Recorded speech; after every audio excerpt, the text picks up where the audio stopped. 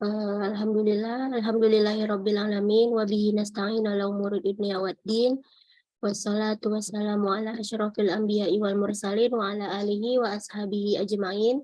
Asyhadu an la ilaha illallah wa asyhadu anna Muhammadan abduhu wa rasuluhu la nabiyya ba'da amma ba'du. Alhamdulillahirabbil alamin. Puji dan syukur kita sampaikan kepada Allah Subhanahu wa taala sehingga kita dapat kembali hadir di webinar bulanan The Ghazali Project Indonesia yang hari ini akan dibawakan oleh Ustadz Fuad Mas'ud. Sebelumnya di sini saya ingin memperkenalkan diri. Saya Rahmi Adrianti sebagai moderator dan tim di Ghazali Project Indonesia. Dalam hal ini saya sebagai PIC kesekretariatan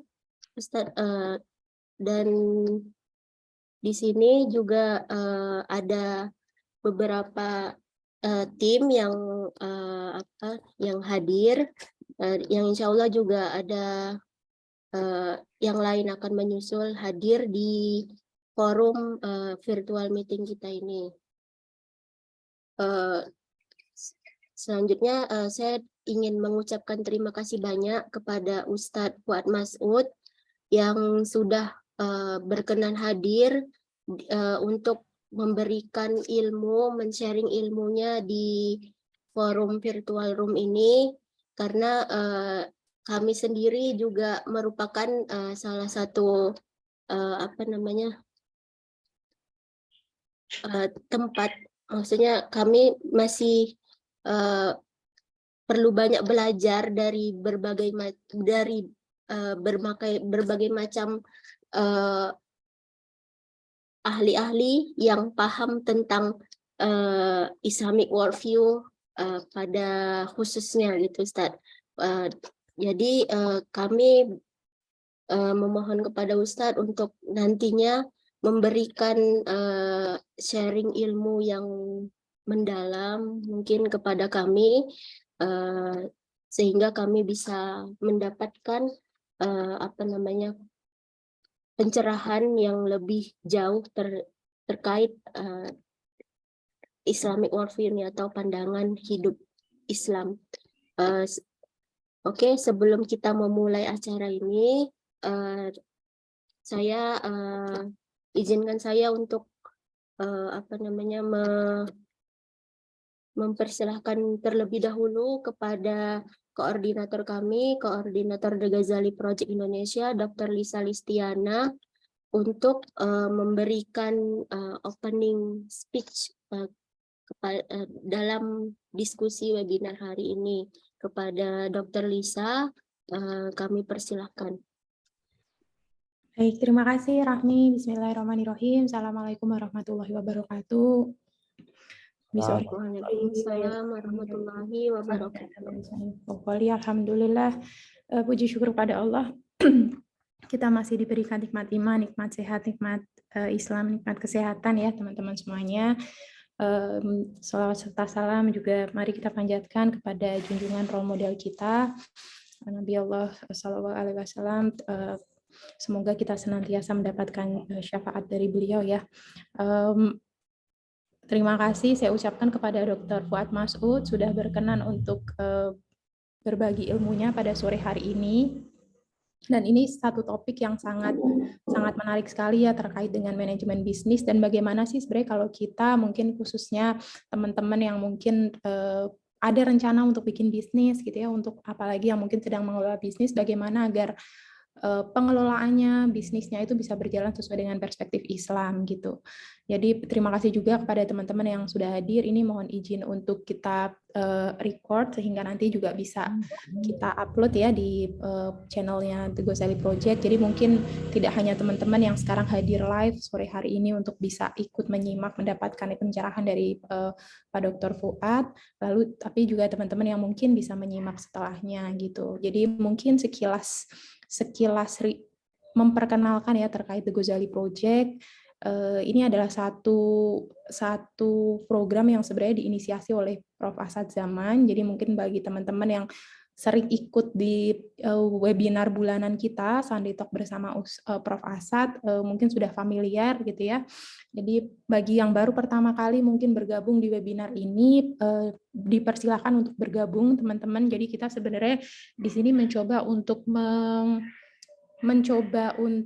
bagaimana mengimplementasikan ya Islamic worldview dalam segala aspek kehidupan kita, dan karena kebanyakan nih kalau yang di tim di Indonesia ini rata-rata background-nya dari ekonomi, kita memang diskusinya lebih banyak di situ, tapi sebenarnya open untuk teman-teman yang juga mungkin dari jurusan atau dari area lain gitu ya, untuk mencoba mengelaborasi bagaimana perspektif Islam itu dicoba diejawantahkan gitu ya dalam kehidupan dan mungkin ekspertis kita masing-masing gitu. Kita ada webinar ini 2 bulan sekali, teman-teman, untuk yang dalam bahasa Indonesia, dan kita juga sebenarnya ada media sosial, jadi bagi teman-teman mungkin yang baru pertama bergabung, dipersilahkan bisa mampir ke website ataupun ke Instagram kita, The Ghazali Project Indonesia. Dan mohon doanya, saat ini kita sedang proses menerjemahkan ya buku yang ditulis oleh Prof. Asad Zaman terkait dengan Islamic Economics, Polar Opposite of Secular Economics. Jadi semoga dalam tahun ini kita bisa menyelesaikan proses penerjemahan dan sampai publikasi bukunya, dan semoga nantinya juga lebih banyak masyarakat Indonesia, teman-teman yang bisa membaca dan mendapatkan insight juga dari ide-ide dan karya beliau. Mari kita simak bersama materi dari Pak Dr. Fuad Mas'ud. Semoga ilmunya bermanfaat, teman-teman semuanya. Kurang lebihnya mohon maaf, saya mewakili tim jika ada hal-hal yang kurang berkenan. Wassalamualaikum warahmatullahi wabarakatuh. Waalaikumsalam. Terima kasih kepada Dr. Lisa Listiana yang sudah memberikan opening speech di forum webinar kali ini.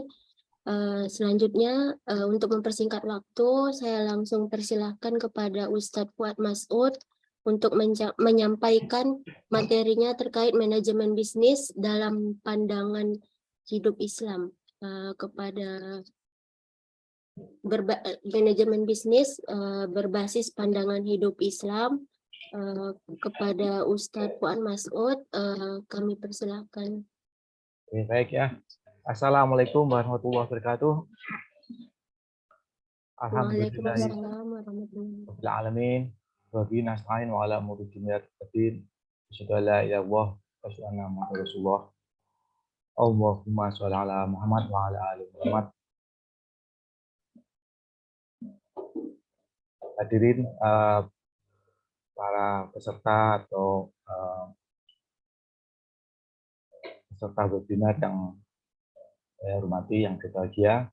Pertama, saya panjatkan syukur kepada Allah SWT yang telah memberikan rahmat, hidayah, dan kesempatan kepada kita semua, hingga pada sore ini kita bisa melakukan webinar untuk sharing mengenai manajemen bisnis berbasis pandangan hidup Islam. Yang kedua, salawat dan salam semoga selalu tercurahkan kepada baginda Nabi Muhammad SAW yang menjadi suri tauladan kita dalam mengarungi kehidupan ini.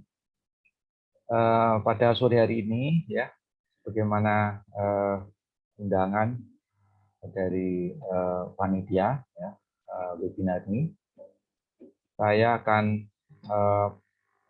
mencoba membahas mengenai manajemen bisnis berbasis pandangan hidup Islam. Ya. Di sini berarti ada 2 hal. Yang pertama adalah manajemen bisnis, yang kedua adalah pandangan hidup Islam. Nah, kita perlu renungkan sejenak ya, mengapa manajemen bisnis kok perlu berbasis pandangan hidup Islam ya. Di dalam kehidupan kita ini, terutama ya mulai abad 21 ya, jadi 23 tahun yang lalu, kita baru 23 tahun ini ya memasuki sebetulnya dunia bisnis ya, yang kalau kita lihat ya, praktek bisnis yang begitu gencar ya, dan perkembangan bisnis sudah begitu meluas di dunia ini. Namun akhirnya kita bisa lihat bahwa praktek bisnis yang ada itu mengakibatkan berbagai macam kerusakan ya. Kerusakan lingkungan hidup ya, kita bisa lihat ya, Indonesia juga kesulitan ya mengatasi ini, masalah plastik, kemudian masalah limbah beracun dan lain sebagainya. Yang kedua juga kerusakan dalam hal kehidupan sosial masyarakat ya. Bagaimana gaya hidup yang konsumtif ya, kemudian juga hedonis, narsis ini sudah jadi ini masih pendahuluan Pak saya share dulu saja ya ininya. Jadi halo Mbak, saya share aja ini. Baik Ustaz, baik. Saya stop dulu. Ya, stop ya. Saya share ya. Ini. Share.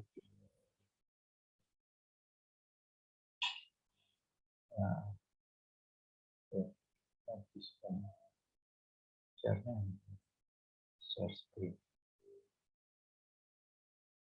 Share. Ini saya buka.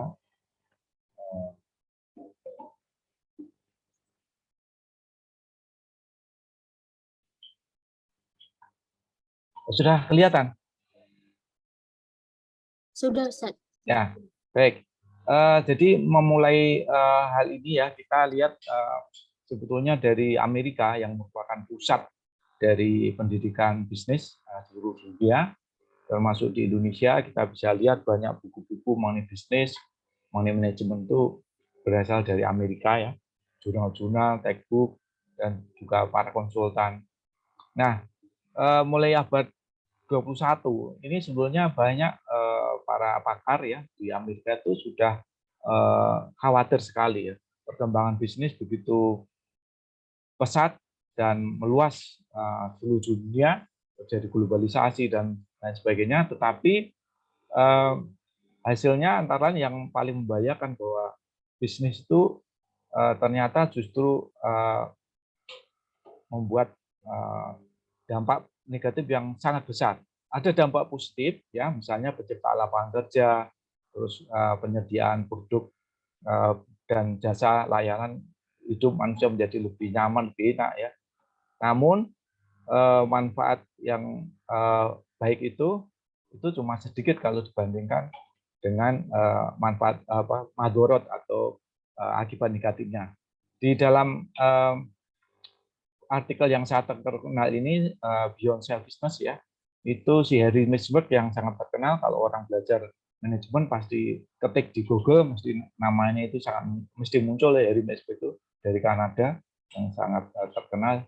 Dia dan Robert Simon dan Donald Basu memperingatkan bahwa sebetulnya praktek bisnis itu didasari oleh selfish atau mementingkan diri sendiri ya, keserakahan akhirnya. Nah, di Amerika di dalam artikel ini disampaikan bahwa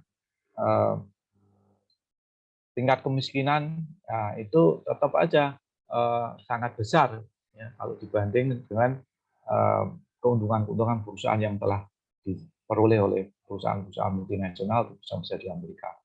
Yang kemudian juga pada tahun 2009 ini ada profesor-profesor ya dari Amerika juga memperingatkan bahwa global financial crisis itu sebetulnya berasal dari business school, nah, dari sekolah bisnis. Nah, sekolah bisnis ini sebagai sumber masalah, ya. Jadi ini orang mesti tidak pernah menyangka ya, ternyata global financial crisis itu masalah utamanya adalah di sekolah bisnis. Dan juga artikel yang ketiga ini ya, yang tahun 2005 ya, jadi awal abad 21. Ini seorang profesor yang sangat terkenal dari UK, di London Business School. Dia juga profesor di Amerika, ya, mengajar beberapa universitas. Dia menulis yang sangat bagus ya, bad management theories are destroying good management practice. Jadi dalam artikel ini juga mengingatkan bahwa sebetulnya apa yang diajarkan di sekolah bisnis, kalau di kita adalah fakultas ekonomi, prodi manajemen, prodi bisnis, itu sebetulnya mengajari mahasiswa ya, mahasiswa nanti lulus sebagai praktisi maupun sebagai pengusaha atau pegawai di dalam perusahaan itu mereka dibekali oleh ilmu-ilmu yang sebetulnya merusak sekali. Kenapa? Karena mendorong manusia untuk bertindak rakus, serakah, kemudian kejam, ya, harus tega, tegel, ya, dalam bahasa Jawa itu tegel kalau tega ya untuk memeras, mengeksploitasi manusia maupun lingkungan alam yang akhirnya rusak berat. Nah ini contoh 3 artikel saja ya sebagai pendahuluan. Nah nanti para peserta webinar bisa ketik langsung di Google, langsung ini gratis ya, ini gratis sehingga nanti bisa dibaca sendiri. Ada yang 18 halaman, yang pertama itu cuma 9 halaman, yang kedua 25 halaman, kalau ini cuma 18 halaman. Nah kemudian kita mau melacak bagaimana sebetulnya ini ya, bagaimana sebetulnya kok bisa terjadi kerusakan yang begitu dahsyat ya dari dunia bisnis itu kemudian merusak masyarakat, merusak lingkungan dan lain sebagainya.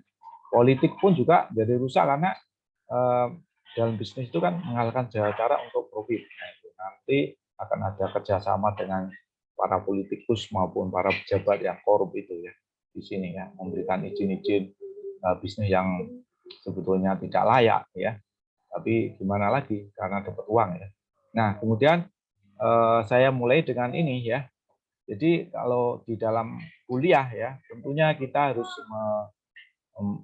menyadari benar bahwa pernyataan ini ya, ini para intelektual besar dan dosen menyatakan bahwa ilmu pengetahuan bagian pisau atau senjata. Tidak ada senjata atau pisau yang baik atau buruk.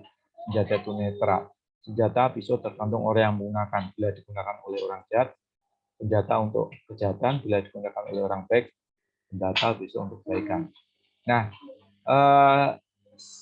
slide ini merupakan slide yang saya gunakan untuk mengajar ya di S1, S2 maupun S3 di berbagai kesempatan dan sudah lebih dari 10 tahun kata-kata ini saya perlihatkan pada para mahasiswa. Ya anehnya itu 99%, ya 99% bahkan 100% mahasiswa itu menyetujui pendapat ini. Nah ini menjadi kacau sekali ya. Itu perlu para mahasiswa yang nantinya dia itu sudah lulus, dia akan menjadi karyawan, akan menjadi pengusaha, akan menjadi anggota DPR dan sebagainya itu harus memahami bahwa sains manajemen bisnis itu tidak netral sebetulnya.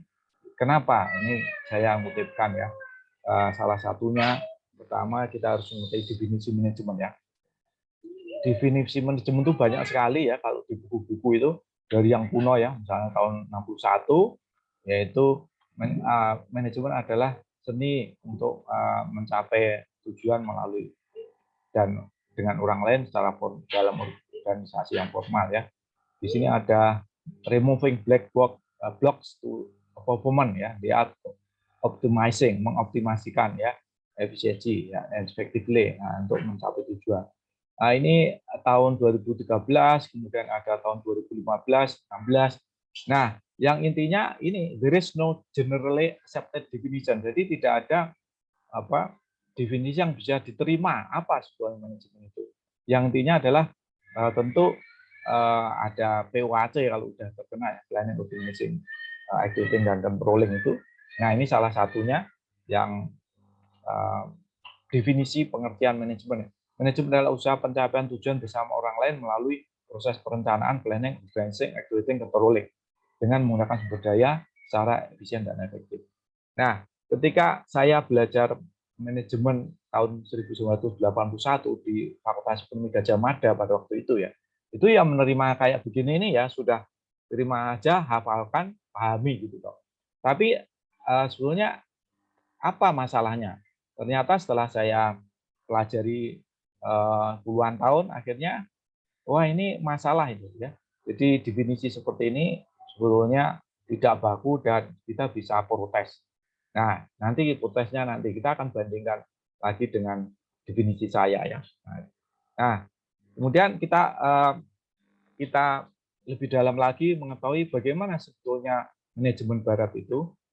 Nah, manajemen yang kita import dari Barat, atau sebetulnya harusnya manajemen Barat atau manajemen Amerika ya, tapi orang Amerika bilang manajemen saja, nggak ada Baratnya, nggak ada Amerika.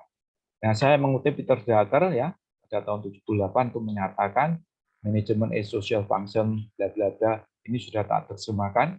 Manajemen merupakan fungsi sosial yang melekat dalam tradisi, nilai-nilai, kebiasaan, kepercayaan, ya, dalam sistem pemerintahan dan politik. Manajemen adalah dan harus dikondisikan dengan budaya. Selanjutnya manajemen dan upaya membentuk budaya dan masyarakat. Dengan demikian, walaupun manajemen merupakan kumpulan pengetahuan yang terorganisir, terorganisasi dan dapat diaplikasikan di mana saja, manajemen juga tetap merupakan kebudayaan. Jadi manajemen bukan sains yang berbasis nilai. Ini kata-kata Drucker ini ya, yang menyatakan Peter Drucker merupakan tokoh manajemen modern yang sangat amat terkenal dari Amerika. Orang yang belajar manajemen pasti kenal ini ya, para mahasiswa, para dosen di seluruh dunia. Dan kita bisa ketik di Google tuh muncul banyak sekali bukunya. Nah, kemudian yang kedua saya mengutip buku yang sangat terkenal juga ya. Dia menyatakan bahwa ide-ide mengenai kita artinya orang Amerika sebenarnya, bukan kita orang Indonesia ya. Ini buku ini kan buku untuk orang Amerika, tapi saya gunakan juga untuk orang Indonesia karena sangat sulit cari buku untuk kuliah ya, untuk mengajar. Saya menggunakan buku ini juga. Yang ya, intinya adalah gagasan ide-ide mengenai kita, mengenai manusia, manajemen dan organisasi berkembang secara pelan-pelan dalam konteks berbagai nilai budaya dan institusi melalui sepanjang sejarah, kemudian pengembangan body of knowledge ya, bagaimana mengelola juga telah berkembang dalam framework ekonomi, sosial, political, fase virus culture. Nah, manajemen, pikiran manajemen dan pemilikan manajemen adalah produk maupun proses ya, dalam pada lingkungan budayanya. Jadi makanya manajemen itu tidak universal sebetulnya, karena ada manajemen Amerika, manajemen Cina, manajemen Afrika dan sebagainya. Tapi dalam kuliah itu tidak pernah dibicarakan, kemudian mahasiswa setelah lulus yang mempraktekkan apa yang dia terima itu. Nah, ini menjadi masalahnya di situ.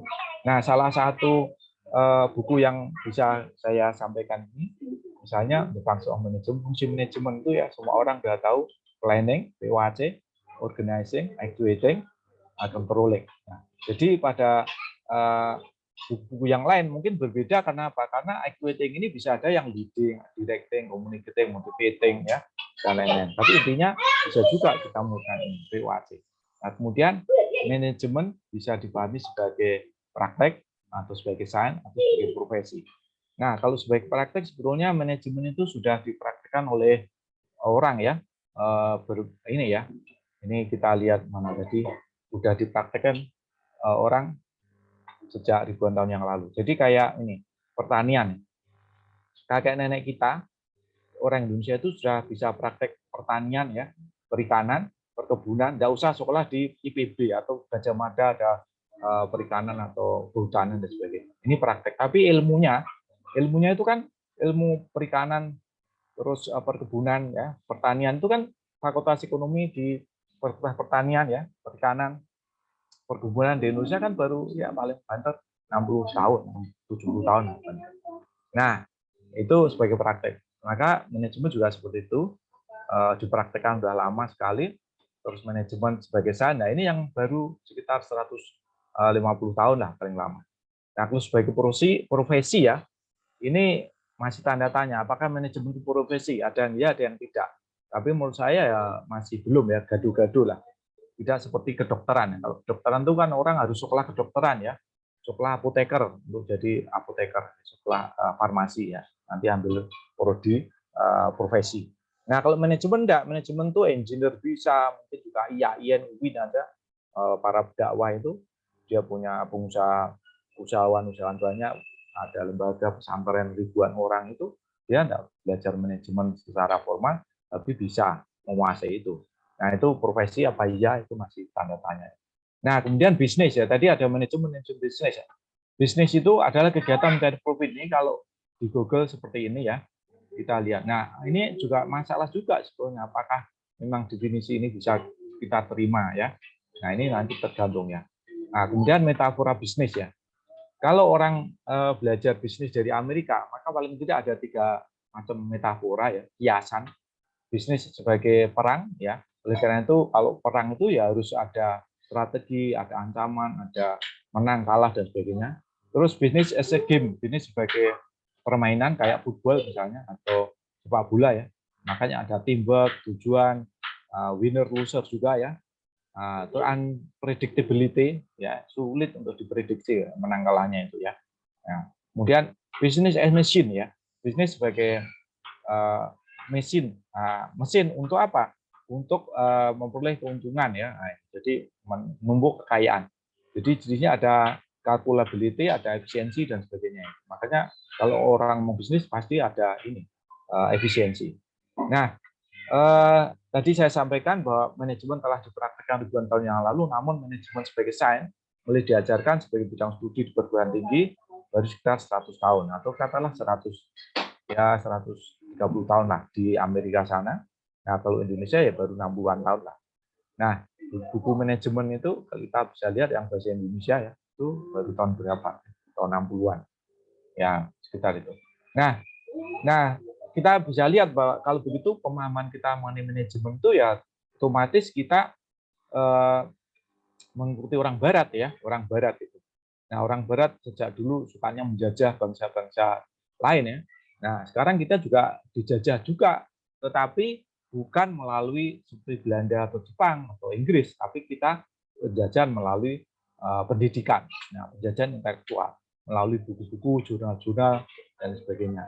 Nah, dari sinilah maka saya mengajak untuk memahami manajemen itu dari sudut pandangan hidup. Jadi pandangan hidup itu apa? Ini harus saya jelaskan secara ringkas ya. Pandangan hidup itu dari bahasa Jerman yaitu Weltanschauung ya. Well and Anschauung, better. Jadi secara mudah pandangan hidup itu bisa dirumuskan seperti ini. Keyakinan yang dianut oleh seseorang atau sekelompok yang membantu mereka dalam memahami hakikat realitas, menentukan tujuan hidup, mencapai tujuan hidup, menentukan standar baik dan buruk, benar dan salah, dan sebagai pedoman untuk berinteraksi ya, dan kehidupan manusia ya. Nah, ini bahasa Inggrisnya itu seperti ini, a set of presupposition.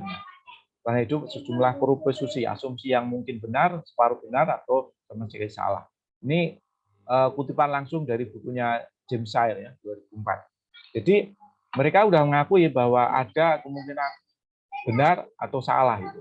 Nah, itu orang Barat seperti itu. Kemudian beberapa pendapat lain seperti Sigmund Freud ya tahun 33 ya itu juga menjelaskan bahwa Weltanschauung itu adalah intellectual construction ya, konstruksi intelektual ya yang berusaha untuk menyelesaikan semua masalah yang dihadapi oleh manusia.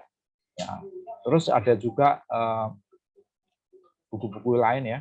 Jadi pandangan hidup ini akhirnya menjadi studi ya pembahasan oleh para filosof, ada juga agamawan, antropologi dan lain sebagainya. Ini banyak sekali pengertiannya, tapi intinya ya pandangan hidup itu menjawab ada 5 masalah ini ya, 5 masalah pertanyaan. Masalah pertama ontologi atau metafisika. Apakah Tuhan? Adakah Tuhan? Siapa Tuhan? Apakah alam raya diciptakan? Siapa menciptakan? Apakah ada realitas? Yang 2 epistemologi. Apakah ilmu pengetahuan? Bagaimana memperoleh ilmu pengetahuan? Apakah sumber ilmu kan? Apakah manusia mengetahui kebenaran ilmu? Adakah kaitan antara agama dan ilmu? Nah, kemudian yang ketiga, siapakah manusia? Apa tujuan hidup manusia? Apa sifat dasar manusia? Yang keempat, etika. Apa yang benar, apa yang salah? Apa standar ukuran benar? Nah, apakah etika harus berlandaskan agama misalnya? Politik. Nah, ini adalah awal mula saya belajar pandangan hidup ya. Tahun 2000 ya. Saya belajar pandangan hidup itu awal mula seperti ini. Cuma 5, tapi setelah itu ternyata lebih banyak lagi. Jadi ini 5 unsur pandangan hidup ya. Bisa lebih enak lihat gambar ini. Jadi ada metafisika, epistemologi, agama manusia. Nah, nanti sebetulnya tidak hanya 5 ya, tapi lebih banyak. Nah, ini Terus saya membagi 4 macam-macam pandangan hidup, ya itu ada 4 macam, yaitu pandangan hidup berdasarkan agama, pandangan hidup berdasarkan budaya, pandangan hidup berdasarkan filsafat, pandangan hidup berdasarkan saintifik. Jadi kelima pertanyaan ini, ontologi, epistemologi, hakikat manusia, etika, dan politik, ini jawabnya, uraiannya tergantung. Misalnya kalau orang Islam, ya berdasarkan Islam. Nah, kalau lihat berdasarkan saintifik, ya tentu beda lagi jawabnya ya. Jadi atau berdasarkan filsafat kapitalisme, liberalisme, sekularisme ya. Ini tentu jawaban terhadap 5 pertanyaan itu akan sangat berbeda. Nah, nanti manajemen juga bagaimana kalau kita lihat manajemen berdasarkan ini tentu akan beda juga. Nah, pada intinya ada 4 paham utama dalam pandangan hidup Barat yang menjadi landasan pandangan hidup Barat itu ada 4, yaitu materialisme. Materialisme intinya tidak mengakui selain materi. Jadi namanya dosa, kemudian akhirat, Tuhan dan sebagainya itu malaikat tidak ada. Rasionalisme. Jadi rasionalisme yang dimaksud rasional itu di sini tidak hanya konsisten logik, tapi juga harus ada bukti empiris. Jadi kalau Anda itu percaya pada Tuhan itu tidak rasional. Kenapa? Karena mana buktinya? Kita percaya pada Nabi Muhammad. Mana buktinya Nabi Muhammad tidak ada? Nah, itu juga bisa dituduh tidak rasional. Percaya pada akhirat itu tidak rasional. Bisa saja ya tidak rasional. Maka rasional menurut orang Islam dan menurut non-Islam itu beda. Kemudian humanisme. Humanisme intinya adalah manusia itu sebagai ukuran segala sesuatu. Jadi Protagoras bilang, man is measure of all things. Baik buruk, benar salah itu ditentukan oleh manusia. Tidak ditentukan oleh Tuhan, tidak ditentukan oleh kitab suci ya. Kemudian sekularisme. Sekularisme awalnya itu cuma pemisahan antara gereja dan ini Vatikan dan kerajaan, itu awal mulanya ya abad ke-17. Tapi kemudian sekarang sekularisme adalah memisahkan urusan agama dengan urusan lain, politik, ekonomi, bisnis, pengetahuan atau ilmu pengetahuan, pendidikan, itu semuanya sekularisme, dipisahkan dari agama. Nah, dari 4 paham itu akan muncul liberalisme, individualisme, kapitalisme. Jadi ini beranak pinak ini. Beranak pinak. Jadi kita harus mengenali ini ya, karena kalau enggak kita akan terjebak pada paham-paham seperti ini. Dan ini banyak sekali. Ada yang isme-isme, saintisme, pragmatisme, utilitarianisme, darwinisme. Ada juga yang ideologi, demokrasi, efisiensi. Nah ini pasti ini. Nah kemudian pandangan hidup Islam itu dalam buku saya manajemen bisnis berbasis hidup Islam itu saya definisikan secara singkat ya, adalah pemahaman Muslim tentang hakikat, keyakinan dasar ya seperti Tuhan, Allah, Rasulullah, tujuan ciptaan, ilmu, kebenaran, syariah, akhlak. Ini definisi saya. Kemudian pandangan hidup Islam tidak hanya berdasarkan kemampuan akal manusia, tetapi juga berdasarkan pada petunjuk Allah dan Rasulullah. Sehingga di dalam pandangan hidup Islam itu ada yang bersifat tetap final ya. Jadi tidak berubah-ubah ya. Misalnya ya Rasulullah itu sebagai Muhammad sebagai Rasul, ada akhirat, ya, ada dosa dan neraka. Nah, itu ada halal haram, itu final ya. Nah, itu. Kemudian Nagub Alatas ini salah satu tokoh yang terkenal yang saya kutip bukunya juga ya mengenai pandangan hidup Islam. Nah, sekarang kalau tadi hanya 5 ya, maka sebetulnya pandangan hidup ini bisa berkaitan dengan banyak hal ya, ada Tuhan, pendidikan, alam, hakikat manusia, sistem hukum, semuanya ini. Jadi kalau pandangan hidup ini yang tengah ini kita ganti pandangan hidup kapitalisme, tentu etikanya etika kapitalisme, budayanya kapitalisme, konsep Tuhan dalam kapitalisme ada enggak gitu. Bahasanya bahasa kapitalisme ya. Nah, kalau kita ganti pandangan hidup Islam, tentu etikanya Islam ya. Terus budayanya Islam, konsep alamnya juga berkaitan dengan Islam itu kayak apa, pandangan mengenai alam, lingkungan dan sebagainya, hakikat manusia. Nah, dari sini maka muncul ya pandangan hidup itu akan mengaruhi definisi ya. Nah, tadi kan ada definisi manajemen. Apakah manajemen? Ya. Apakah Al-Quran? Apakah kebahagiaan? Nah, ini semua sebetulnya tergantung pada pandangan hidup yang dianut. Kalau menurut pandangan hidup, maka definisinya bisa beda. Nah, ini sebagai contoh dalam buku saya saya memberikan definisi bisnis ya. Bisnis itu dengan definisi yang dari Google atau dari buku-buku itu beda ya. Nah, itu di halaman 82 ini. Jadi bisnis adalah kegiatan melayani orang lain yang melalui pembuatan dan atau penjualan barang memberi keuntungan yang halal. Ini ada kata-kata yang halal ya. Kemudian manajemen juga ya, manajemen dalam definisi saya itu planning, organizing, oke ya, executing, controlling, tapi ada adil dan ihsan, ada amanah, ada falah. Nah, beda dengan di sini ada efisien dan efektif ya. Nah, di buku saya enggak ada. Nah, ini menjadi masalah. Efisien itu apa? Nah, saya mendiskusikan masalah efisiensi dalam buku saya ini karena saya sebetulnya sangat risau ya. Saya jadi dosen 33 tahun ya. Sangat risau dengan konsep efisiensi ini. Nah, konsep efisiensi ini kalau kita baca-baca buku ya seperti ini, adalah menggunakan budaya sekecil-kecilnya untuk memperoleh sebanyak-banyaknya atau dalam jumlah tertentu ya untuk mencapai untuk memperoleh hasil yang sebanyak-banyaknya.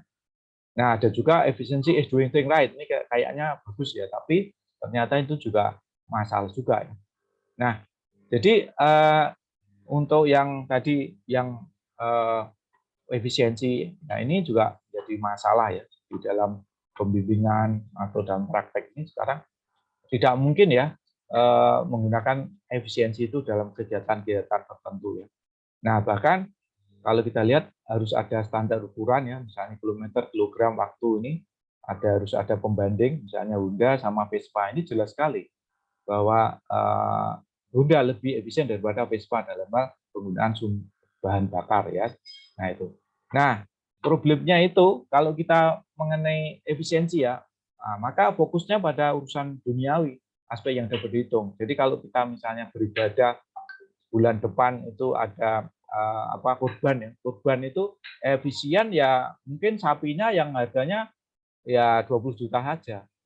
Kalau sapi itu kan bisa 50 juta, 70 juta ada. Tapi kalau kurban yang efisien ya sapinya 25 juta aja. Nah, ini kan jadi kacau. Nah, terus kalau kemarin kita lihat berpuasa ya, kita sodako kepada orang lain ya, takjil kemudian macam-macam itu, bagaimana dengan efisien? Ya nggak bisa ibadah efisien.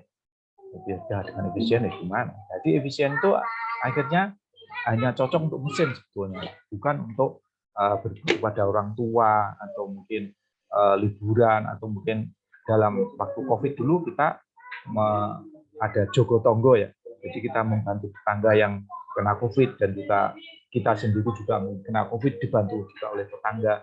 Tidak mungkin berdasarkan prinsip efisiensi. Ya. Kan lucu. Membantu tetangga dengan efisien, kasih aja Supermi 2 lah kan, cuma Supermi 2 gimana, yo kasih daging, kasih minyak goreng, kasih apa, nah, itu tidak efisien. Memang efisien gimana membantu tetangga beribadah seperti orang tua efisien, ini salah kaprahnya di situ. Nah, kemudian banyak umat Islam menyamakan efisien dengan israf dan tabdir ya. Innal mubadirina kan mau ikhwana sayatin. Ya. Nah, itu mubadir itu teman-temannya setan, israf. Innallaha la yuhibbul musrifin ya. Wala tusrifu ya. Nah, itu kan jangan berlebih-lebih. Nah, tapi ternyata israf itu tidak bisa ya. Ini tidak sebanding dengan efisien. Ini saya kira penting sekali ya. Jangan sampai ini pemborosan, inefisiensi ya. Nah, kalau kita baca Qurannya seperti itu menjadi kacau. Nah, jadi sains itu yang termasuk sains manajemen merupakan salah satu produk dari peradaban Barat dilandasi pandang hidup kapitalisme tadi yang materialistik, sekuleristik. Nah, tentu nanti akhirnya akan merusak ya. Oleh karena itu kita harus membebaskan diri dari definisi konsep yang dianggap baku ya. Karena semua konsep itu dilandasi oleh pandangan hidup. Jadi dari sini kita bisa lihat ya bahwa konsep manajemen, konsep ekonomi dan sebagainya itu dilandasi oleh pandangan hidup. Makanya kalau ekonomi Islam landasannya nilai Islam, ideologi Islam, pandangan hidup. Nah, mungkin ada orang bilang Islam itu bukan ideologi, oke, karena sebetulnya ideologi itu mula-mulanya itu ya di Barat berubah maknanya, sehingga ada juga orang bilang ya Islam itu bukan ideologi. Ada juga Islam itu ideologi ya, itu tergantung ya. cara pandangnya. Tapi yang jelas Islam itu sebagai pandangan hidup ya, saya kira penting sekali kita pahami. Jadi Islam bukan hanya sebagai agama sebagaimana dipahami oleh orang Barat yang kita religion yang kemudian kita terjemahkan sebagai agama itu. Nah, jadi sains Barat akhirnya bersifat destruktif ya, kehidupan manusia jadi materialis, polaris, hedonis, stasis ya. Nah, sains Barat juga tidak bisa memenuhi kebutuhan sosial budaya Muslim. Nah, salah satu masalah di sini adalah berkaitan dengan hakikat manusia ya. Jadi pandangan hidup itu salah satunya kan ada hakikat manusia tadi, ada etika juga. Nah, di dalam ilmu manajemen yang tidak pernah dibahas di buku-buku teks ya, di perguruan tinggi itu tidak dijelaskan sebetulnya manusia dalam manajemen Barat itu kayak apa. Nah, kalau manusia dalam ekonomi itu homo economicus ya gitu.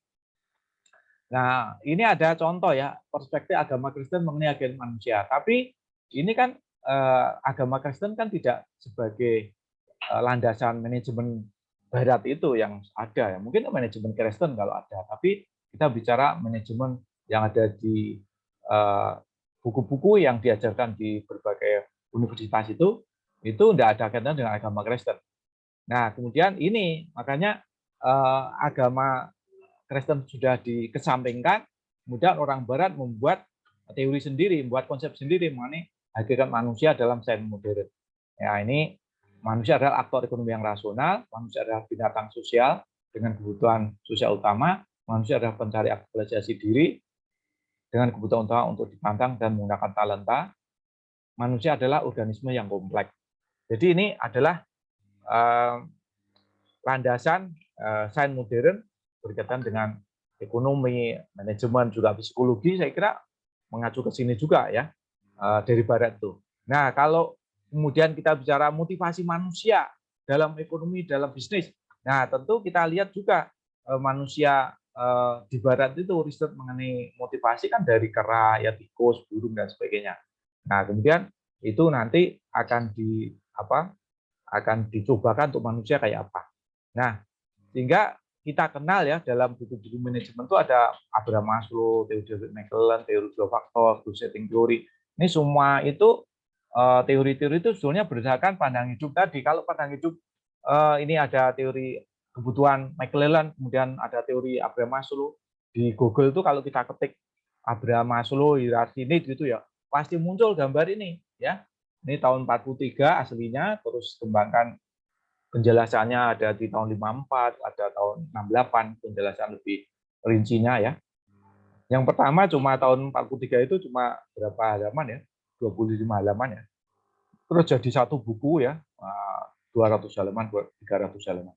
Nah, sekarang kalau hakikat manusia menurut Islam gimana? Nah, ini ada 5 hal kalau menurut saya, dalam buku saya itu, manusia adalah makhluk ciptaan Allah. Manusia adalah makhluk jasmani rohani, makhluk sosial, makhluk yang berakal, yang terakhir adalah manusia adalah hamba Allah.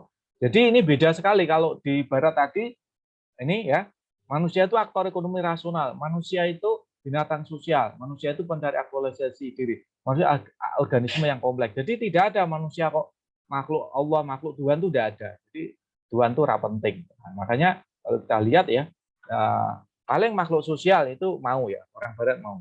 Terus nomor 4 berakal juga, tapi hamba Allah, penciptaan Allah ya, jadi kalau dalam Al-Quran itu wa ma khalaqtul jinna wal insa illa liya'budun. Jadi penciptaan manusia tujuannya apa? Untuk beribadah, dan kemudian Allah memberikan fasilitas, fakultas atau kemampuan untuk manusia ini luar biasa ya, sempurna dibandingkan hewan. Wah, itu sangat jauh. Nah, makanya tanggung jawab manusia ya sangat besar ya. Nah, jadi kembali ke teori motivasi dari Barat itu, akhirnya tidak ada kaitannya dengan tujuan hidup manusia.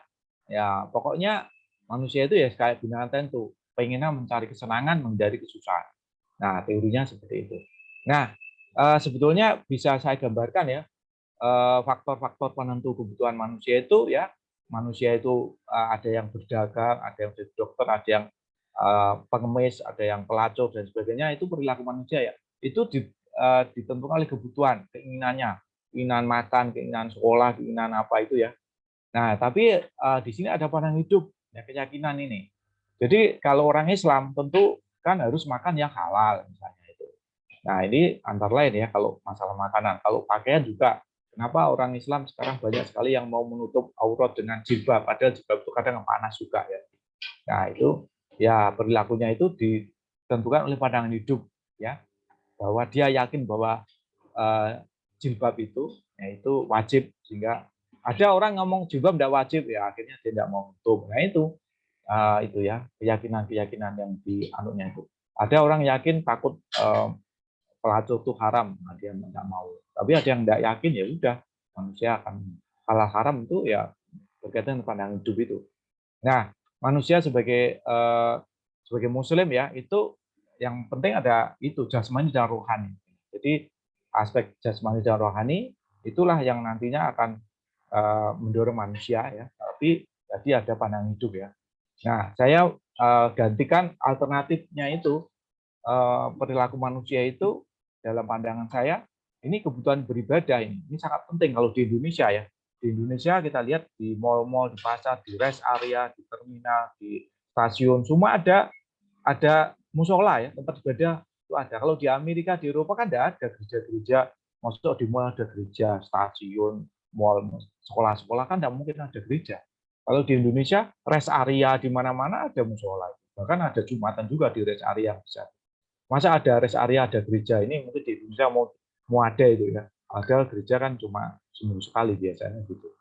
Di mal-mal, pasar, terminal, stasiun, macam-macam pasti ada musola. Makanya kebutuhan utama Muslim itu beribadah ini. Ya.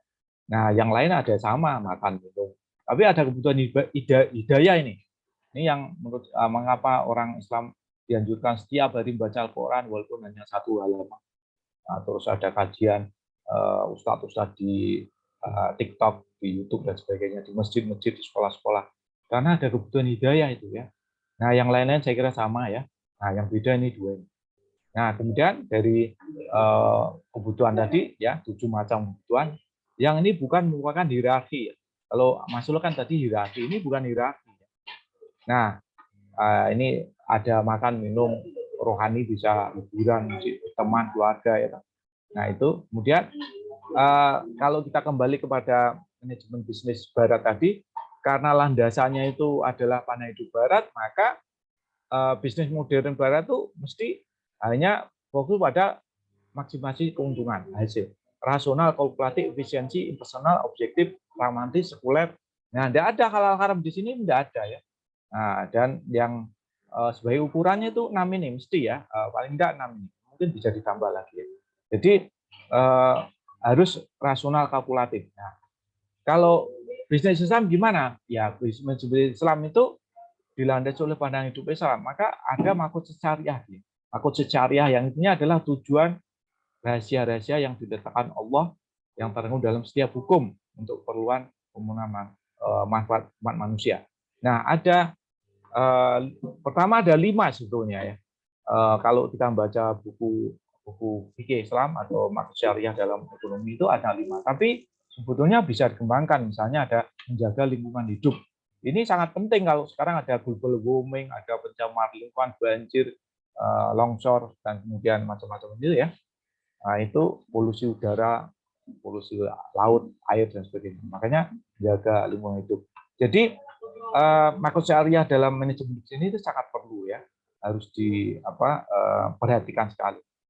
Nah, kalau manajemen bisnis berbasis pandangan hidup kapitalisme ya liberalisme, ya tentu tidak penting, halal haram tidak penting, makanya sangat berbeda sekali dengan ini. Nah, kemudian 9 prinsip manajemen Islam ya yang saya uraikan dalam buku saya itu antara adalah tauhid, di mana kalau tauhid itu berarti urusan dunia dan akhirat itu jadi kesatuan yang tidak bisa. Ini kan kerja tapi tujuan kerja apa? Untuk beribadah, maka kerja harus halal kan. Ibadah, kerja sebagai sarana untuk beribadah, entah itu sebagai dokter atau sebagai guru atau pemulung sampah dan sebagainya. Kalau dilakukan dengan baik, bertanggung jawab, itu mencari nafkah itu sebagai ibadah juga ya. Tanggung jawab, nah tanggung jawabnya itu tidak hanya di dunia tapi juga di akhirat. Hikmah ya, adil, ihsan, tolong menolong, halalan, thayyiban, dan musyawarah. Jadi ini sangat penting ya, walaupun dalam praktek ini nggak tahu ya, ini perlu diriset nanti para mahasiswa S1, S2, S3 itu apa benar manajemen Islam itu dipraktekkan, karena banyak ya lembaga-lembaga Islam yang mungkin justru tidak adil dalam menggaji karyawan, kemudian menipu konsumen juga ada juga. Walaupun halalan thayyiban, tetapi yang lain kurang diperhatikan, malah mengajarkan persaingan ya yang sangat mematikan. Ini juga salah satu aja ya. Jadi yang 9 ini sangat penting, dan ini kalau dipraktekkan tentu kita berharap sukses dunia akhirat, tidak hanya akhirat saja tapi juga dunia ya. Nah, bisa saya gambarkan seperti ini ya, keterkaitan satu dengan yang lain. Jadi tidak mungkin bisa dipisahkan ya, karena dalam bisnis itu, dalam manajemen ada tanggung jawab, tapi tanggung jawabnya itu kalau kita lihat tanggung jawab sesama manusia di dunia ini, kepada pelanggan, kepada pemilik modal, kepada siapa maupun juga tanggung jawab pada Allah. Nah, ini penting juga ya. Nah, kemudian jadi di dalam buku saya ini ya, saya uraikan itu beberapa hal penting berkaitan dengan pokok-pokok manajemen bisnis berbasis pandangan hidup Islam.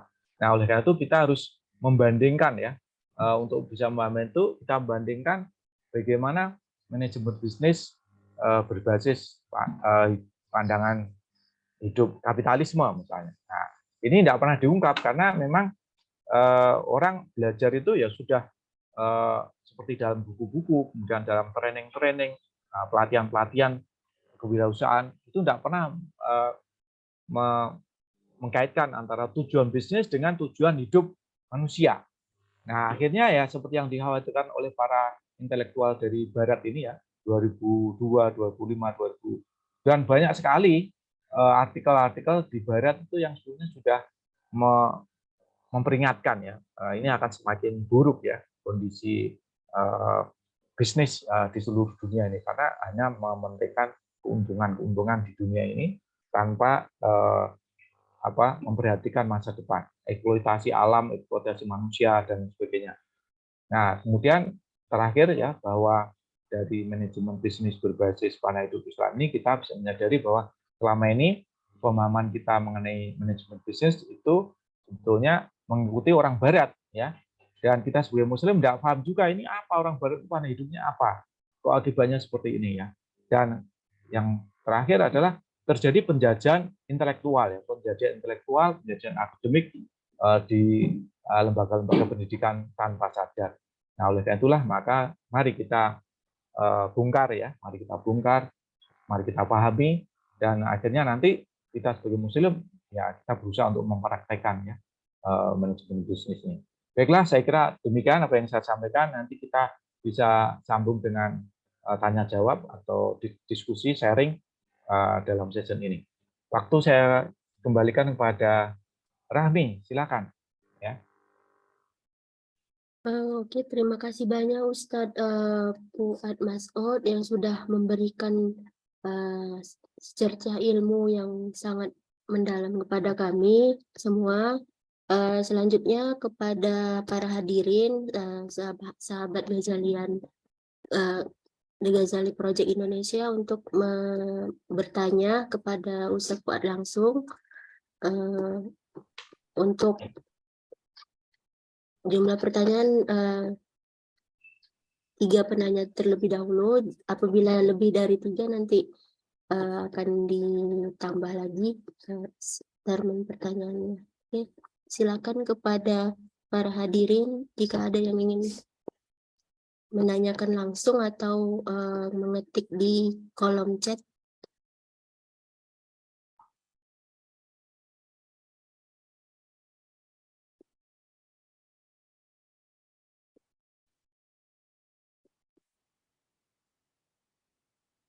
Ya, silakan kepada Mbak Lisa.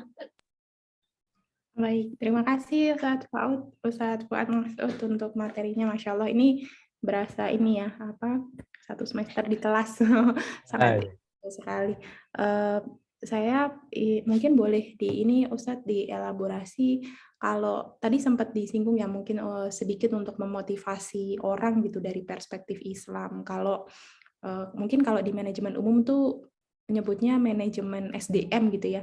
Nah, kalau menurut Ustadz, mungkin di buku ini juga ada barangkali dibahas gitu bagaimana sebenarnya dalam perspektif Islam itu untuk memotivasi tim gitu ya, Ustadz ya, apakah itu dalam bentuk yang sifatnya social work ataupun mungkin yang profesional, apakah ada perbedaan kalau dalam perspektif Islam terkait itu. Terima kasih Ustadz. Oke, baik. Ini ada juga Alia nih Sabrina.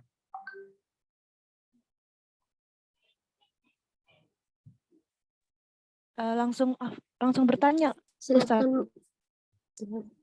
Silakan. Oh ya, Bismillahirrahmanirrahim. Sebelumnya terima kasih atas kesempatannya.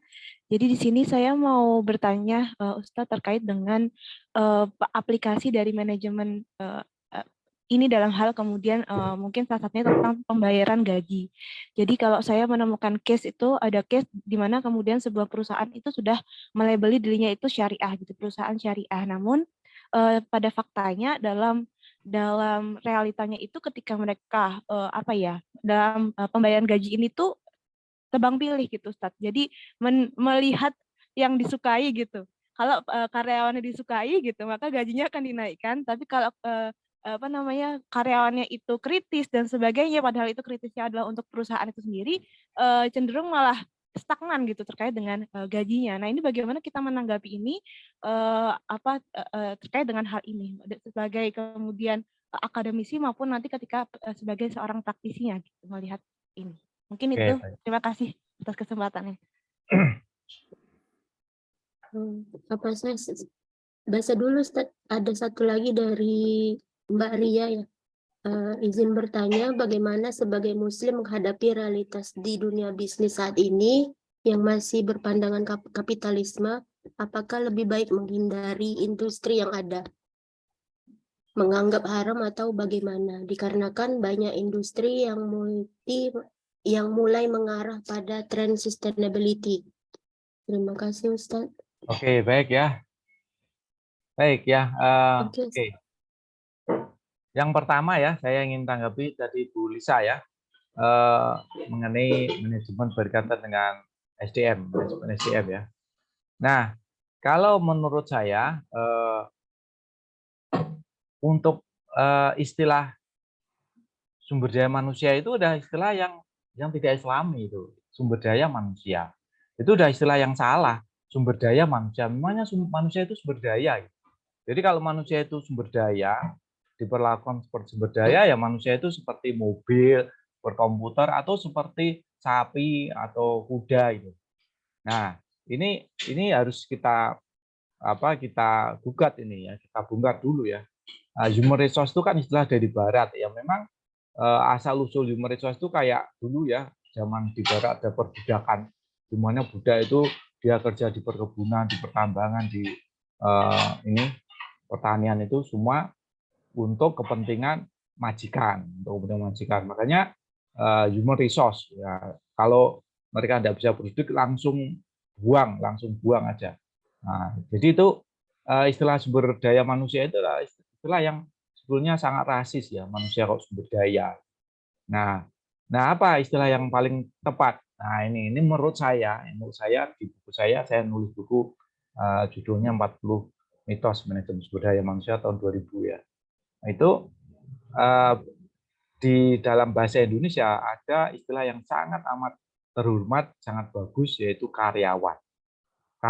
Jadi orang yang berkarya itu karyawan. Kalau tidak berkarya bukan karyawan, dia itu ya mungkin pengangguran atau apa. Kalau namanya karyawan, orang yang berkarya. Makanya untuk langkah pertama mencari karyawan itu kan tidak hanya apakah dia itu pintar, skillnya, pengetahuannya, tapi juga ada akhlaknya gitu loh. Jadi kompetensi yang selama ini kita pelajari dari barat itu kan kemampuan bekerja, baik itu dengan ototnya maupun sikap yang bagus. Tapi ya jujur, tidak korup itu.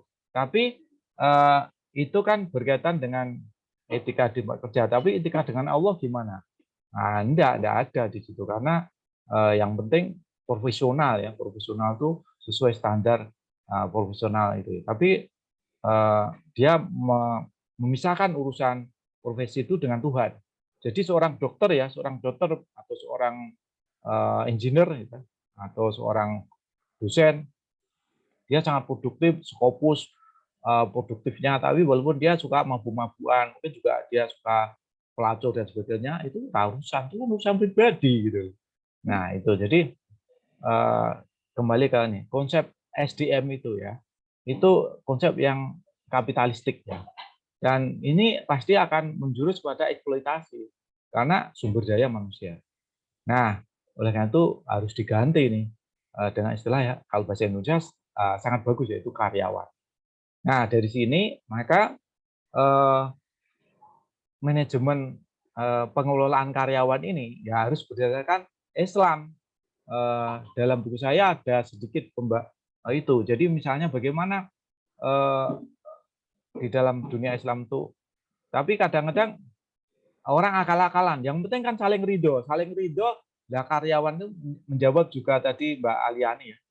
Karena karyawan itu sangat terpaksa mau S1 di Semarang misalnya, S1 gajinya 2 juta. Ya mau, kenapa? Karena upah minimum kota Semarang kan 3.060.000. Digaji 2 juta mau, bahkan 1,5 juta mau, karena terpaksa. Nah ini kan sebetulnya tidak adil ya.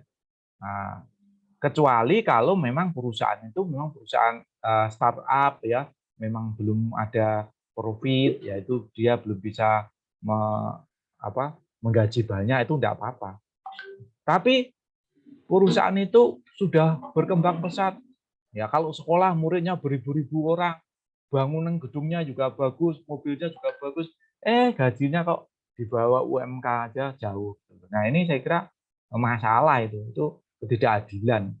Nah kalau mau protes, ya itu pasti dipecat itu.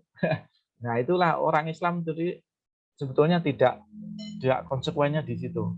Nah kalau perusahaan asing, perusahaan Jepang, perusahaan Amerika, perusahaan Eropa itu yang terjadi Semarang, itu penggajiannya udah relatif bagus walaupun dia tidak Islam.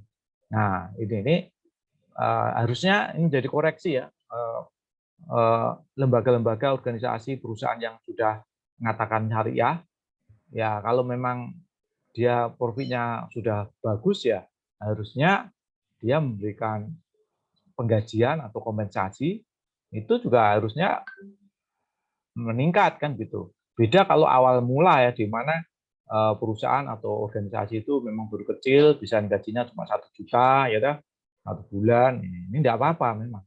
Tapi masuk sudah 15 tahun, 20 tahun kemudian berkembang pesat kayak gitu, gajinya juga masih jauh dari standar. Ini kan sebenarnya eksploitasi dan itu ketidakadilan. Nah, itu yang terjadi banyak praktek itu demikian inilah. Makanya kalau kita lihat manajemen bisnis Islam, wah itu masih jauh ya dari itu. Nah, jadi oleh karena itu tadi ya untuk Bu Lisa, perkembangan manajemen khususnya berkaitan dengan sumber daya manusia itu sebetulnya juga perlu dikritisi karena manajemen SDM berbasis Islam, nah, istilah SDM aja udah tidak Islami itu, sehingga perlu direformasi supaya nanti dalam pengelolaannya juga akan lebih baik ya, lebih baik. Nah, kemudian tadi juga mengenai penggajian ya. Nah, yang terakhir tadi siapa ya? Saya agak lupa pertanyaannya. Dari Mbak Ria, bagaimana sebagai Muslim menghadapi realitas di dunia ya bisnis? itu. Jadi begini, bagaimana menghadapi realitas ini contohnya ya. Jadi beberapa teman atau kenalan atau saya membaca berita itu ada orang yang memang kadang katakan bisnis itu kan kotor ya, bisnis kotor. Akhirnya ada yang kuat, ada yang enggak. Misalnya bisnis berkaitan dengan kontraktor ya, membangun gedung, membangun apa, jembatan dan sebagainya. Itu kan sudah terkenal, di situ banyak mesti sogok-menyogok itu sama pejabat sama apa. Itu kan sudah terkenal. Makanya ada yang kuat, ada yang tidak. Yang enggak kuat ya akhirnya keluar dari bisnis itu. Karena wah ini terlalu gelap ya. Jadi al-halalun bayinun, al-haramun bayinun, wa bainahuma mustabihatun. Jadi subhat itu mustabihat. Subhat itu kadang-kadang di situ akhirnya ada orang enggak berani. Tapi ada orang yang teguh, mungkin karena dia bisa menghindari itu, ada juga yang survive. Ya. Jadi tergantung kita sendiri ya. Ini nyerempet-nyerempet bahaya memang kalau enggak kuat ya enggak usah ya. Misalnya berkaitan dengan bisnis-bisnis yang memang contoh ya bisnis hotel syariah. Wah ini kan berat hotel syariah itu karena dalam hotel syariah itu harus tidak ada hiburan atau minuman makanan yang haram. Nah, itu standarnya kan harus tinggi itu. Tapi siapa yang menjamin? Nah, kalau di negara kita itu memang ada undang-undang, tapi yang menjamin bahwa hotel itu beroperasi sesuai syariah ini, nah ini ya belum ada pengawasan yang memadai mungkin ya. Nah jadi itu kan banyak label syariah, seperti makanan itu juga label syariah. Nah itu, tapi nah ini kita perlu belajar dari negara lain kayak Malaysia ya, atau Iran atau mana yang dalam menjamin label syariah di restoran itu dapurnya itu harus beda ya. Jadi dapurnya beda. Jadi pancinya, kemudian piringnya, kemudian pisaunya itu nggak boleh campur yang untuk makanan yang nggak halal kayak babi kayak apa itu harus betul-betul nggak ada itu. Nah ini contoh ini. Ya kalau mau konsisten ya itu ya seperti itu. Jadi di sini permasalahan kita ya kadang-kadang penjamin supaya betul-betul syariah atau sesuai dengan Islam itu tidak mudah ya di dalam praktek. Nah inilah tantangannya itu, dan kita sebagai Muslim tentu ya kita berharap ya nanti para pengusaha ini, terutama para mahasiswa itu kan nanti lulus jadi pegawai, jadi direktur, jadi manajer, jadi karyawan, jadi pengusaha dan sebagainya ya, termasuk jadi pejabat ya, itu mempraktekkan manajemen bisnis berbasis Islam itu ya. Nah, jadi tidak berbasis pada kapitalisme yang hanya mengeruk keuntungan ya, mengeruk keuntungan sampai akhirnya kerusakan alam, kerusakan sosial dan lain sebagainya. Oke, ya saya kira itu dari saya. Oke, baik. Baik Ustadz, terima kasih banyak. Ini ada lagi Ustadz dari Mas Muhammad Reza Shah. Bagaimana cara mengembangkan bisnis dalam hal ini coffee shop mengikuti era zaman sekarang tapi tetap memiliki nilai kebaikan dan dakwah. Nah, mungkin ya karena saya tidak praktisi bisnis, kita bisa ke itu yang dulu ketua Mu'alaf Center tuh siapa? Ustadz apa itu? Ketua Mu'alaf Center yang meninggal dunia yang itu. sudah meninggal. Stephen Indra Ya itu Wibowo. Coach Stephen ya, Coach Stephen. Nah itu harusnya belajar dari Coach Stephen itu. Dia kan punya apa itu bisnis kuliner juga toh, yang bayar minum sepuasnya, bayar seikhlasnya itu loh ya. Nah itu ada YouTube-nya ya, ada YouTube-nya. Coba langsung ke situ ya, Coach Stephen bisnis itu kan ada slogan ya, minum sepuasnya, bayar seikhlasnya. Nah, itu saya kira perlu belajar dari beliau-beliau itu ya. Walaupun sekarang Coach Stephen sudah wafat ya, tapi kayaknya bisnisnya itu diteruskan ya oleh teman-temannya ya, sehingga kita bisa belajar dari situ ya. Jadi saya kira itu ya. Jadi belajar pada ahlinya ya.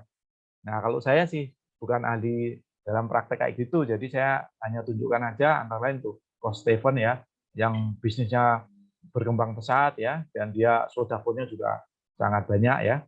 Nah ini kita bisa lihat di YouTube itu, lihat di YouTube aja Coach Stephen itu ya. Nah, itu dan kemudian ketemu sama pengelolanya. Kalau setelah di YouTube kayak apa, ketemulah sama pengelola yang meneruskan bisnisnya Coach Stephen itu. Saya kira kok begitu jawaban dari saya. Jazakumullah khairan Ustadz. Selanjutnya mungkin ada dari para hadirin yang ingin bertanya lagi secara langsung kepada Ustadz Dr. Fuad Mas'ud.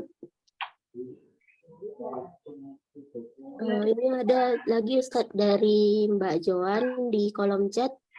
Izin bertanya Ustadz, bagaimana dengan praktik gratifikasi? Mengingat juga ada hadis, saling memberi hadiahlah, niscaya kalian saling mencintai. Nah, oke. Jadi itu bagus sekali ya. Ya hadisnya itu. Siapa Arabnya itu tahadau takabu ya, itu jadi saya agak lupa ya hadisnya. Tapi artinya seperti itu, saling memberi hadiah. Nah, gratifikasi ini sebetulnya masalahnya pada bisnis yang urusan publik yang nggak boleh itu. Jadi kalau urusan personal ya itu boleh. Jadi saya memberi kepada tetangga, kepada ini sesama bisnis, sesama teman. Yang nggak boleh itu ketika misalnya ya saya sebagai pejabat di pemerintahan, Anda memberi hadiah saya, misalnya ya ada sebagai camat, sebagai rektor, sebagai dekan, sebagai bupati, sebagai kepala pajak atau apa. Ini yang nggak boleh. Tapi kalau bukan pejabat publik ya, nah itu antar kiai sama kiai, terus antara guru sama guru, ini ya, bukan antara customer dan pejabat publik. Ini sebetulnya masalahnya di situ ya. Jadi kalau sesama teman ya, yang teman itu sesama ini itu enggak apa-apa. Yang enggak boleh itu ketika orang itu sebagai pejabat publik yang nanti dia bisa mempengaruhi apa itu. Nah, contoh ya, ini misalnya ya, mahasiswa ngasih kepada dosen. Nah, ini kan juga bisa itu.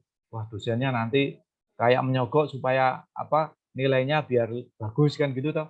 Nah, ini itu jadi hadiah yang sebetulnya ketika dia masih ngajar. Coba kalau sudah lulus, dia ngasih enggak. Nah, itu loh. Kalau sudah lulus 5 tahun, ketemu lagi terus dia ngasih. Nah, itu bagus. Nah, jadi gitu. Ya, jadi mahasiswa yang sudah lulus ngasih hadiah kepada dosen pulang kampung. Nah, dulu ini Pak, ini dulu saya muridnya Pak 5 tahun yang lalu, 3 tahun yang lalu. Nah, itu bukan gratifikasi kalau itu. Nah, itu jadi beda ya. Ketika masih jadi dosen mungkin bisa dikatakan itu gratifikasi. Bisa memuri nanti ujiannya dipersulit, nanti karena sudah dikasih bingkisan yang menarik apa, ada harapan nanti biar mudah diluluskan. Nah, itu gratifikasi seperti itu. Tapi kalau misalnya setelah lulus 3 tahun, 5 tahun, main ke tempatnya dosennya itu ngasih oleh-oleh ya, ngoceh apa, itu bukan gratifikasi, itu bagus. Nah, nah itu mungkin konteks dari hadisnya seperti itu ya. Jadi jangan sampai ini juga arosi wal mutasi finar itu ya, penyuap dan pemberi suap dan yang disuap itu ke neraka. Ya, tapi di sini seperti dijelaskan oleh Gus Baha itu ya. Nah, kalau membeli kebenaran itu bukan nyuap, membeli kebenaran. Jadi misalnya itu misalnya yang dicontohkan oleh Gus Baha itu anggota DPR ya, misalnya atau pejabat ya. Kalau ini nanti pejabatnya itu orang jelek ya, itu kepilih. Nah, itu nanti dia akan berbuat curang ini. Nah, tapi kalau kemudian kita orang Islam, nah itu membeli suara untuk calon yang bagus, itu bukan menyuap. Nah, itu membeli kebenaran. Nah, itu contohnya di situ. Jadi seorang jaksa atau seorang hakim itu dia disogok oleh si A, katalah 100 juta. Nah, dia nanti si A itu keputusannya kan pihak ke si A, padahal itu jelas salah. Maka si B tidak nyogok 100 juta, 200 juta. Nah, akhirnya ke B. Nah, itu kalau B itu yang benar, nah itu si B itu bukan menyuap kepada hakim, tapi membeli kebenaran. Begitu ya yang dijelaskan oleh Gus Baha itu ya.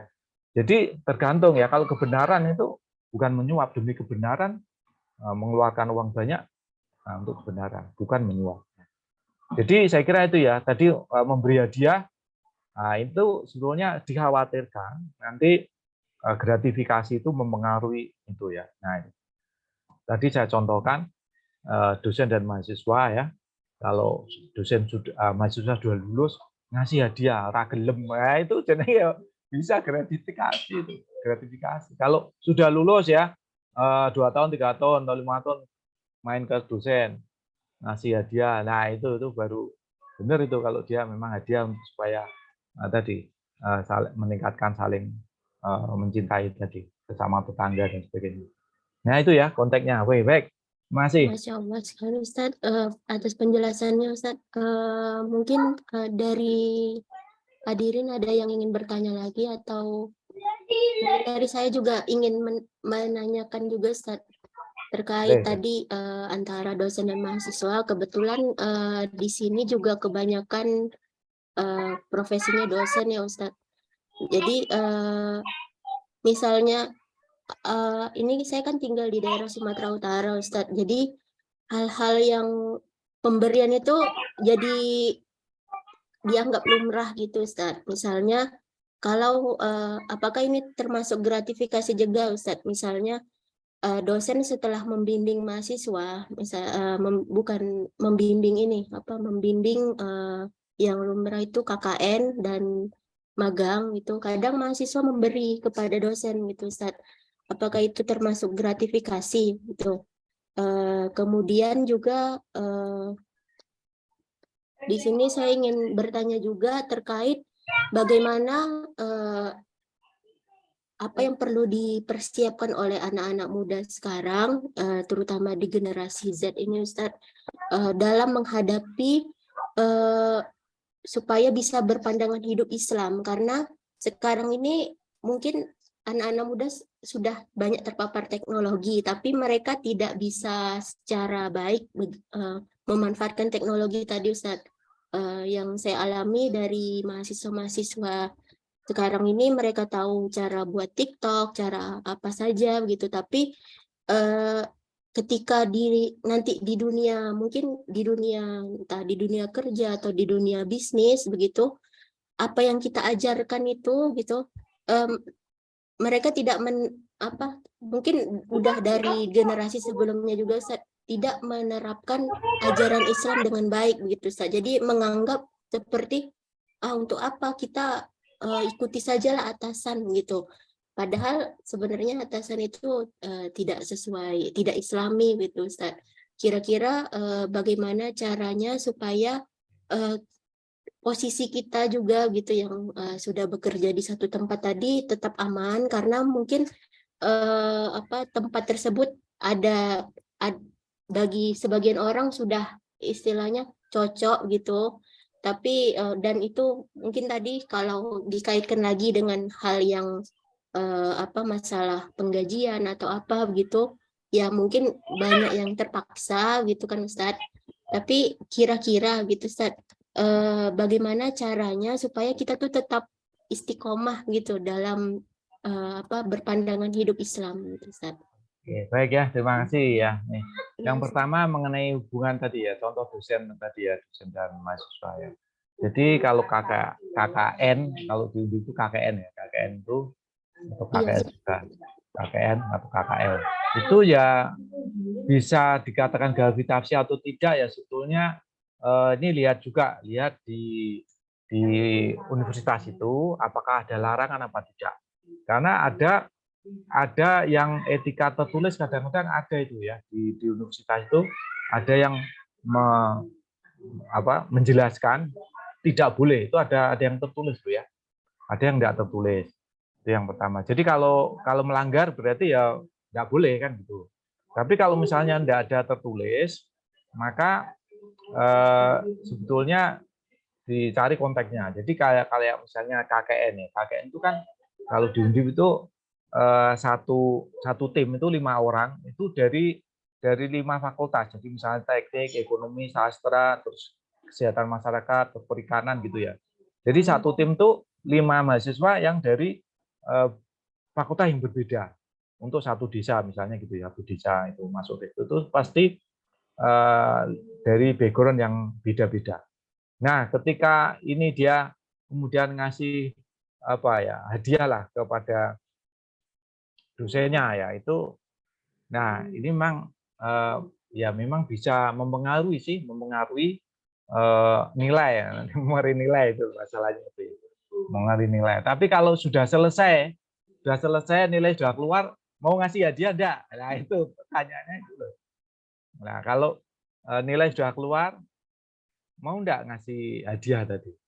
Nah, berarti ini ya penting loh kalau kadang-kadang seseorang tuh ngasih hadiah kepada dosennya itu ya dengan harapan nanti ini kan gitu. Tapi setelah lulus, lah kalau setelah wisuda dia mau ngasih itu ucapan terima kasih itu ya, betul. Ucapan terima kasih dia ngasih apa hadiah berupa bisa makanan, bisa barang atau apa, kenang-kenangan lah gitu ya. Nah itu kalau dia sudah lulus kan tidak ada harapan lagi toh. Kalau belum lulus kan harapannya nilainya gini-gini kan gitu toh. Nah itu saya kira ya itu kembali kepada hati nurani kita ya. Memang kita mau ikhlas. Kalau mau ikhlas nanti setelah lulus ngasih pada dosennya. Setelah wisuda itu. Atau malah justru setelah kerja 2 tahun 3 tahun ngasih kepada dosennya. Nah itu kembali pada hati nurani ya. Kalau tidak ada aturannya di universitas itu ya kembali pada hati nurani masing-masing. Terus yang kedua mengenai generasi Z ini ya. Generasi Z ini memang teknologi itu menjadi apa ya, buah simalakama yang kadang-kadang sangat bermanfaat, sangat bagus, tetapi di lain pihak teknologi juga sangat berbahaya bagi kehidupan generasi Z. Nah, untuk itu yang pertama kalau menurut saya harus memahami Islam itu sendiri. Jadi kuatkan keimanan Islam bahwa Islam itu adalah agama yang sempurna.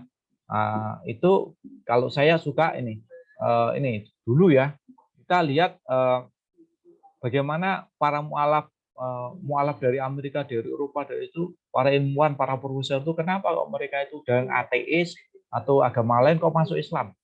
Nah, berarti orang yang masuk Islam itu memang betul-betul orang-orang yang mau berpikir. Nah, itu akan menguatkan generasi muda bahwa agama Islam itu agama yang memang apa ya, yang agama yang sempurna, agama yang hebat, agama yang sesuai dengan akal pikiran manusia. Lihat tuh di YouTube tuh bagaimana para profesor, para ilmuwan dari Barat, dari mana-mana itu, ya dari Eropa, dari Asia itu memeluk agama Islam.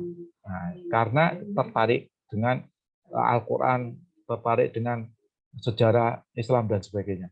Nah ini para pemuda Muslim ini harus punya pengetahuan seperti ini. Kalau enggak dia akan cinta Islam, Islam itu agama sama saja. Akhirnya baca Quran aja, belajar baca Quran aja, males. Saya bertahun-tahun itu saya jadi dosen agama Islam, mata kuliah agama Islam. Nah, selama saya jadi dosen agama Islam itu mesti saya tes ya. 50 orang dari satu kelas itu ada yang 50 orang, ada yang 40 orang. Tak tes baca Al-Quran satu persatu. Satu persatu itu. Nah, ternyata generasi muda Islam itu banyak sekali yang abai, mengabaikan acuh tak acuh terhadap Al-Quran. Bacanya enggak mau, akhirnya ya enggak bisa baca. Nah, kecintaan terhadap Islam itu enggak ada. Nah, jadi untuk membangkitkan kecintaan Islam itu ya antara lain ya kalau menurut saya lihatlah para tokoh-tokoh itu kenapa pihak mualaf masuk Islam ya dari berbagai macam benua itu ya, dari benua Amerika, Eropa, Asia. Nah, itu terus itu sebagai contoh ya untuk membangkitkan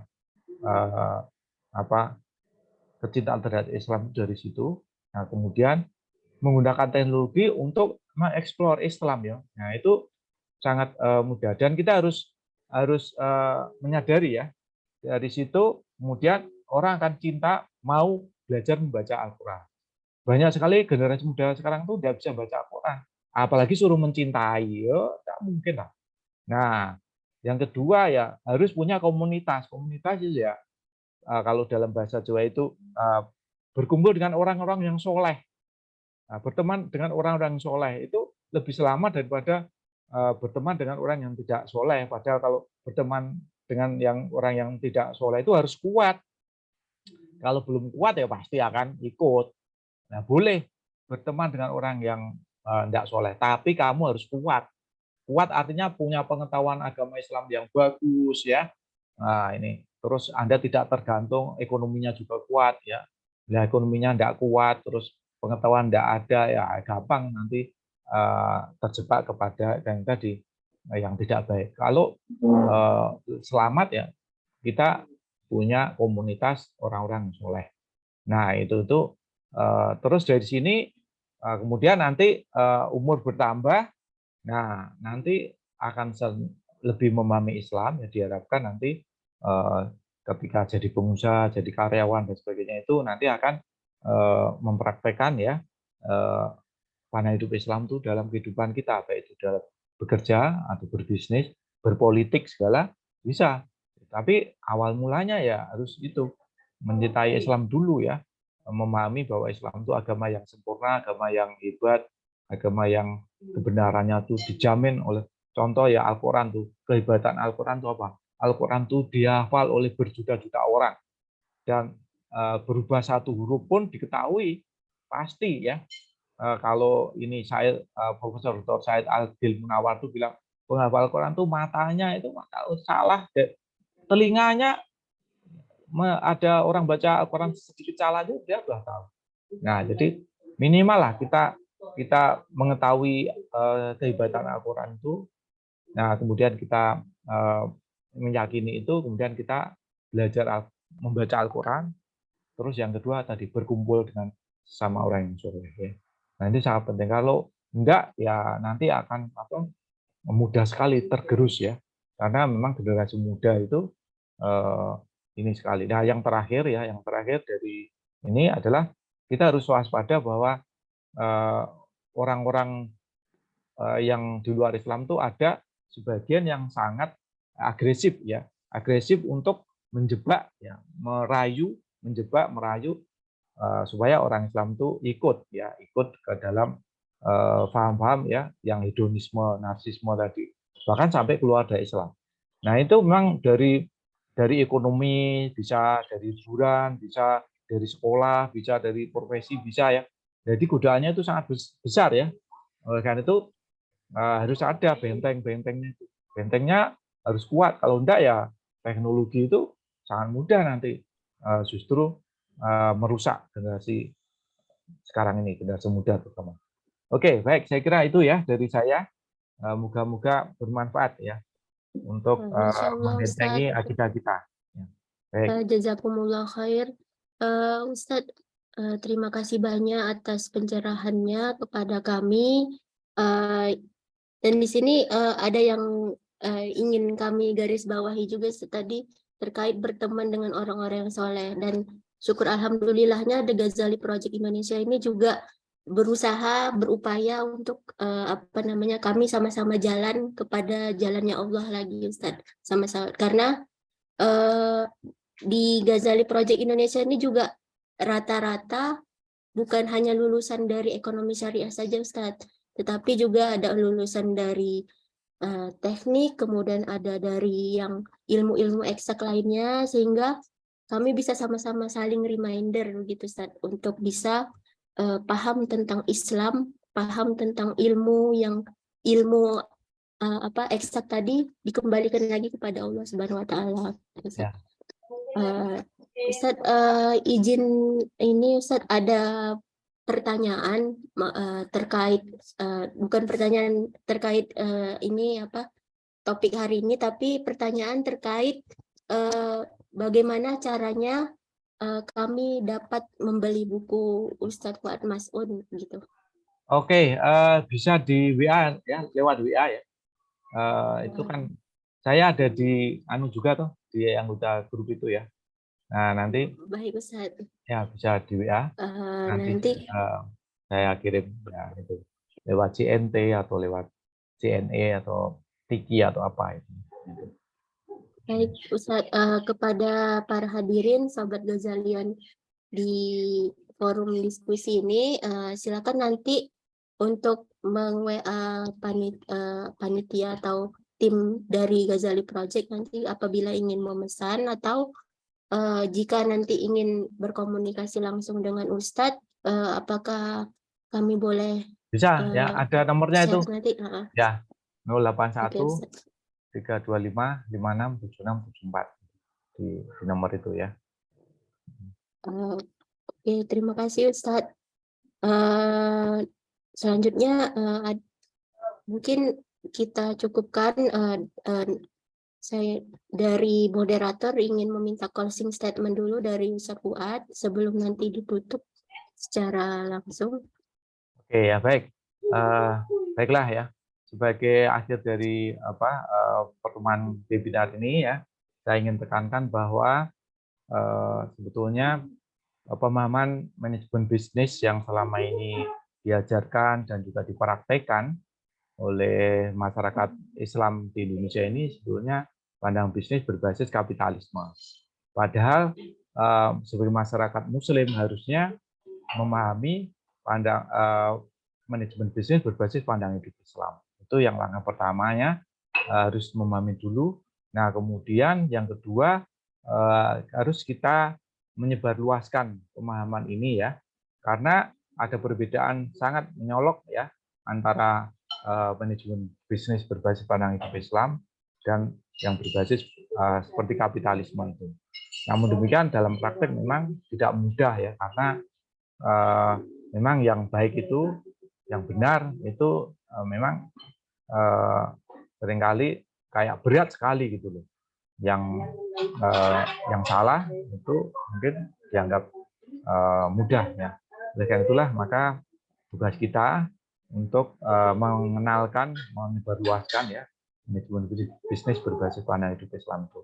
Karena secara tidak langsung memang terjadilah namanya penjajahan akademik ya, mulainya dari kampus-kampus, nanti lulusan akan menjadi pegawai, menjadi bisnismen, pengusaha. Nah, itu bekalnya kurang, sehingga prakteknya akan didasari oleh pandang hidup yang tidak Islam itu. Oke, saya kira demikian dari saya. Semoga apa yang saya sampaikan sore ini bermanfaat buat kita semua. Dan akhirul kalam, bila taubat hidayah. Wassalamualaikum warahmatullahi wabarakatuh. Waalaikumsalam warahmatullahi wabarakatuh. Terima kasih banyak kepada Ustadz Dr. Fuad Mas'ud yang sudah memberikan banyak pengarahan ilmu, sharing ilmu kepada kami semua, sahabat Ghazalian The Ghazali Project Indonesia. Mudah-mudahan ilmu yang disampaikan mendapatkan berkah dari Allah Subhanahu wa Ta'ala, dapat bermanfaat bagi kami semua di kemudian hari. Amin amin ya rabbal alamin. Oke, mungkin dari moderator ingin memberikan sedikit kesimpulan terkait pertemuan hari ini, bahwasannya manajemen bisnis dalam berbasis pandangan hidup Islam itu sangat wajib diterapkan dalam kehidupan kita sehari-hari, karena mau bagaimanapun kita memiliki identitas, yaitu identitas kita adalah sebagai muslim maupun muslimah begitu. Jadi kita benar-benar harus menunjukkan bagaimana sejatinya ajaran Islam tadi. Dan yang saya garis bawahi dari moderator sendiri itu ada Ustadz mengatakan bahwasannya tidak ada istilah SDM itu, karena SDM itu semacam eksploitasi terhadap manusia gitu. Jadi Ustadz juga mengapresiasi dengan istilah yang dibuat oleh KBBI atau Kamus Besar Bahasa Indonesia ya, di mana istilah SDM diganti dengan istilah karyawan atau karyawati gitu ya. Karena orang yang bekerja itu dia berkarya, bukan hanya sekedar istilahnya kalau orang sekarang itu mengatakan budak korporat gitu. Jadi kita betul-betul harus berkarya gitu ya, bermanfaat, karena dalam Islam bekerja adalah sebuah ibadah gitu ya, ibadah yang akan mendapatkan keberkahan dan tentunya pahala dari Allah Subhanahu wa Ta'ala gitu.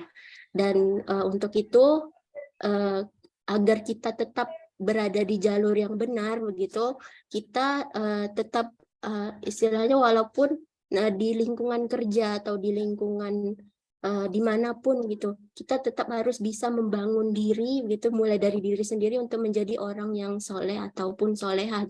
Dan kita menggait orang-orang, membentuk komunitas setidaknya gitu ya, membentuk komunitas agar kita bisa saling mengingatkan gitu ya, supaya kita tidak terperosok gitu. Oke, mungkin itu saja dari moderator. Sebagai kesimpulannya, selanjutnya di sini saya ingin menutup forum diskusi kita hari ini dan mengucapkan hamdalah, alhamdulillahirobbilalamin, dan doa kafaratul masjid, subhanakallahumma wa bihamdika asyhadu an la ilaha illa anta astaghfiruka wa atubu ilaik. Terima kasih banyak kepada Ustadz Fuad Mas'ud yang sudah berkesempatan untuk sharing ilmu di forum The Ghazali Project Indonesia, dan mungkin tidak menutup kemungkinan kami akan mengundang Ustadz lagi untuk berdiskusi secara langsung begitu Ustadz, karena topik ini sangat menarik begitu, dan kami juga sangat memerlukan yang namanya reminder atau ilmu-ilmu baru gitu, supaya tetap update, tetap kita di jalan yang benar.